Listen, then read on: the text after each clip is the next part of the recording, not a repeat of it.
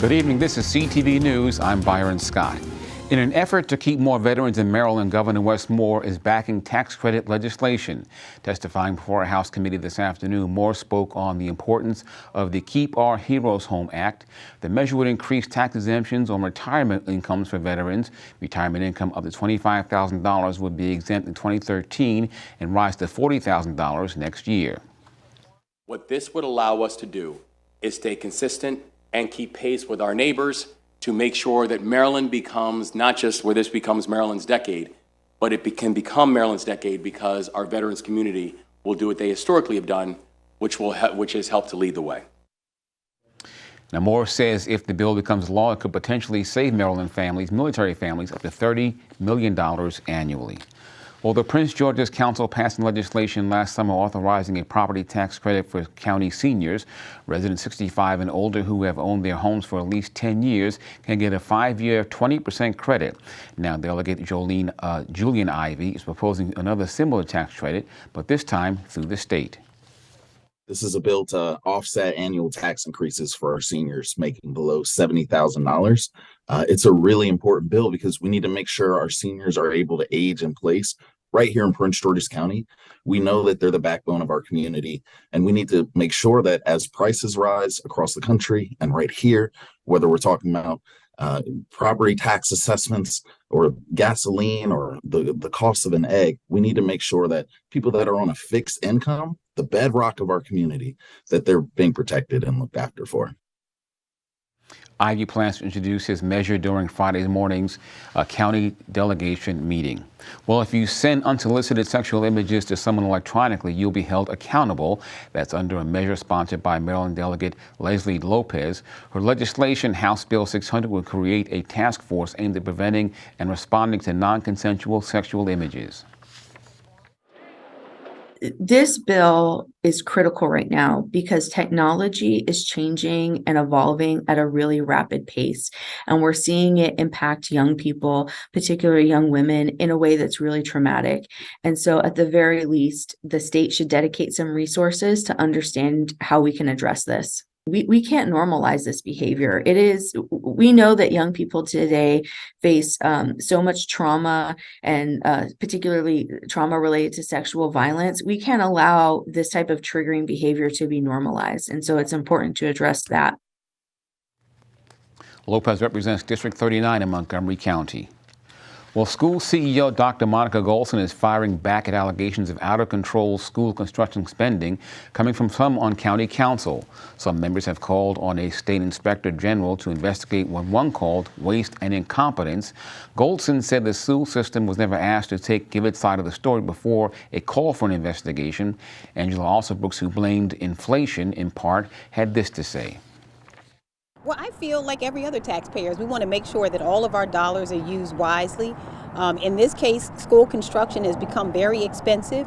We'll continue to work with the school system to make sure that whatever safeguards should be in place to make sure that these escalating costs that we have seen, not only, by the way, in Prince George's County, but school construction costs have escalated across the state. Anyone who's raised a concern about cost, add me to that chorus of people who want to make sure that the taxpayer dollars are being used wisely. Councilors agreed to set up an oversight hearing with Golson. Well, the former Fairmount Heights police officer who was recently acquitted of rape will now spend 3 years in prison. Martique Vanderpool was accused of sexually assaulting a woman following a traffic stop back in 2019. However, he was acquitted of rape charges back in January, but was found guilty of having sex with the person in police custody. While sentenced to 3 years, he'll get credit for time served. And you're watching CTV News. I'm Byron Scott. Coming up, a big $10,000 prize for a local delivery driver. We're in Landon with that story. Stay with us. Yes, we're on thin ice. And everything is going up in smoke. Our planet is under the weather. But when the going gets tough, the tough get, well, you know.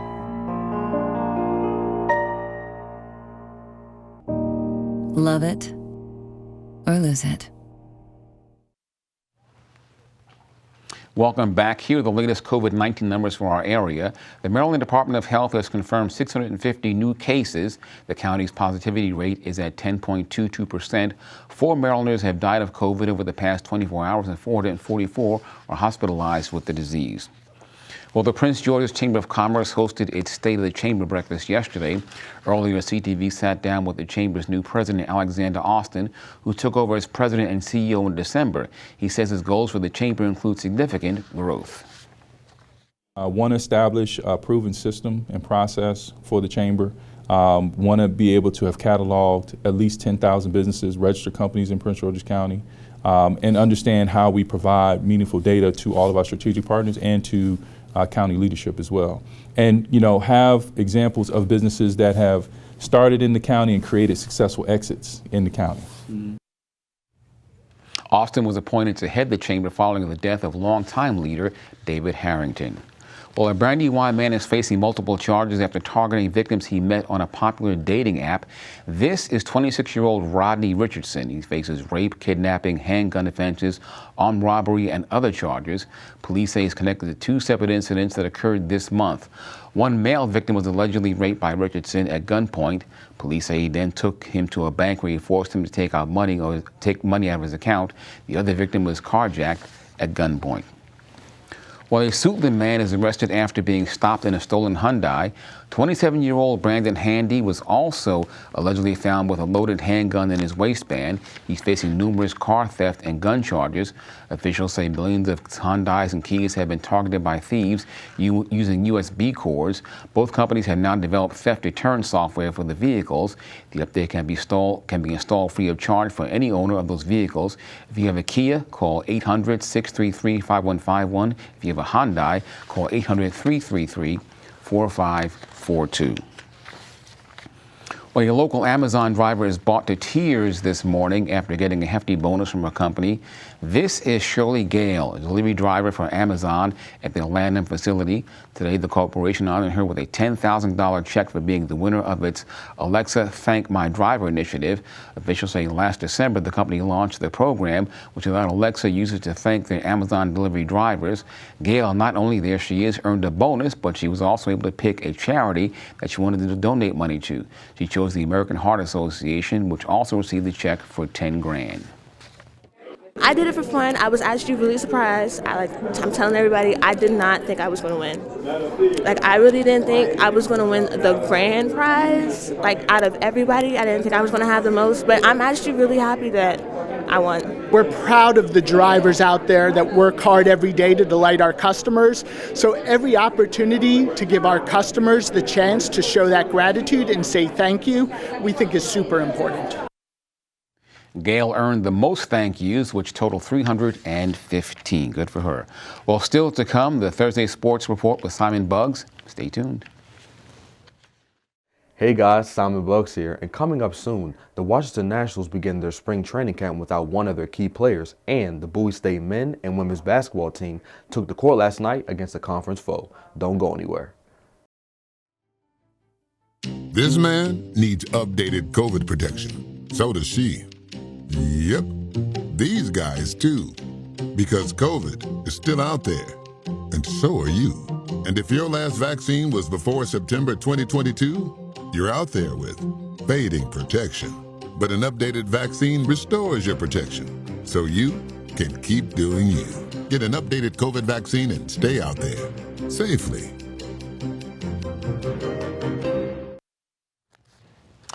Welcome back. An 83-year-old Laurel woman is attacked with a hatchet outside her home but escapes to her car and drives to the police station. Laurel police released this photo of the hatchet used in the attack on Tuesday morning on the unit block of Orchard Town Court. They say the elderly woman arrived at the police station asking for help with her injuries and to report the assault. 54-year-old Wendy Shabazz of Laurel was arrested for the crime and charged with assault. Anyone with information on the incident asked to call police 240-278-0758. Well, the Moore administration halts former Governor Hogan's attempt to scale back the state's vehicle emissions testing program. That, according to Maryland Matters. Hogan tried to scale back the program during his last days in office. A legislative panel that examined state regulations also concluded that Hogan's proposal will unjustly affect poorer Marylanders who can't afford new vehicles. The move basically preserves the status quo for now. Vehicles over 3 years old will continue to need a $14 emissions inspection every 2 years. Well, Governor Wes Moore's pick for a cabinet post heads to the Maryland Senate despite a lack of Republican support. Maryland Matters is reporting that Vincent Schiraldi received 3 no votes from the Senate Executive Nominations Committee, but will still move on to the full Senate for consideration. Schiraldi is a nationally recognized criminal justice and prison reformer who Moore picked to head the Juvenile Services Department. Meantime, the committee unanimously recommended Anthony Woods for confirmation as Secretary of the Department of Veterans Affairs.